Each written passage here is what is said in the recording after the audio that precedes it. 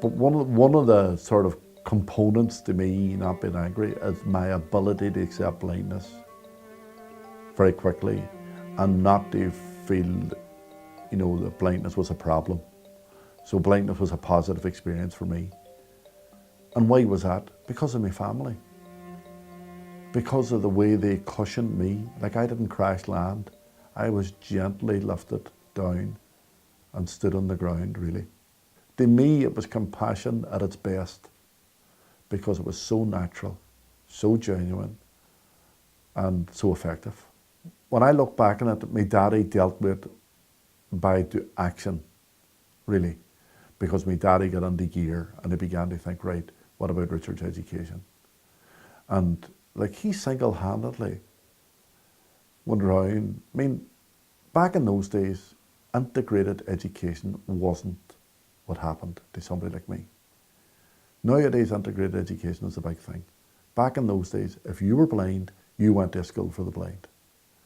And I would have had to go to Belfast, Jordanstown, the school for the blind in Jordanstown. And that would have been more traumatic for me than being shot itself, having to leave home. It would have been like a punishment on top of being shot, to be taken away from my family, my home, and everything else. And my daddy saw how upset I was when it was mentioned.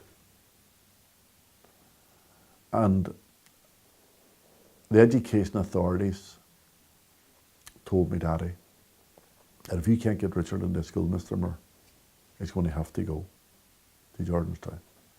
But my daddy was a type of person that listened to people that were better qualified than him. He was that type of man. He listened to advice. So he would listen to the priest or listen to the local doctor. He would listen to the teacher. And he took all the advice because he was of the opinion they were all smart people and they knew better than him, sort of thing. And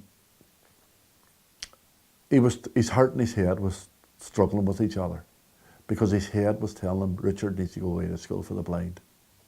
But his heart was saying, I can't send him away to a school for the blind. So my daddy single-handedly went and he spoke to teachers, principals, and he basically helped put together an education program for me. So I think my daddy dealt with my situation in a different way from my mammy. I got me, back in them days you had CSEs, which was like your O levels. And when I got my O levels, I was 16 and I got grade 1s, which was the highest mark you can get in your CSEs in them days, right?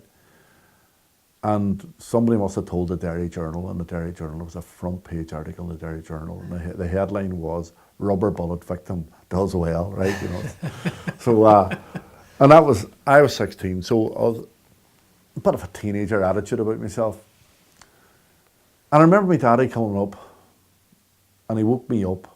I was lying in my bed, it was around July, and he woke me up.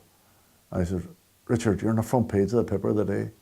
And of course, me trying to be the cool sort of teenager, what, so what, it's sort of being all, awkward. But at the same time, I wanted to hear what they wrote about me in the paper, right? So my daddy read the paper there, right? And he was as proud as punch. But only when I started to research for my book in 2004, like this is almost, 20 odd years, nearly 30 years after him that night that morning when he read the paper. My brother was telling me that the morning that he read the newspaper, it was vindication. Yeah, it was vindication. Because I was walking down the street with no eyesight, and just literally tapping the fence as we walked down every so often, just to know the change of fence was a change of house.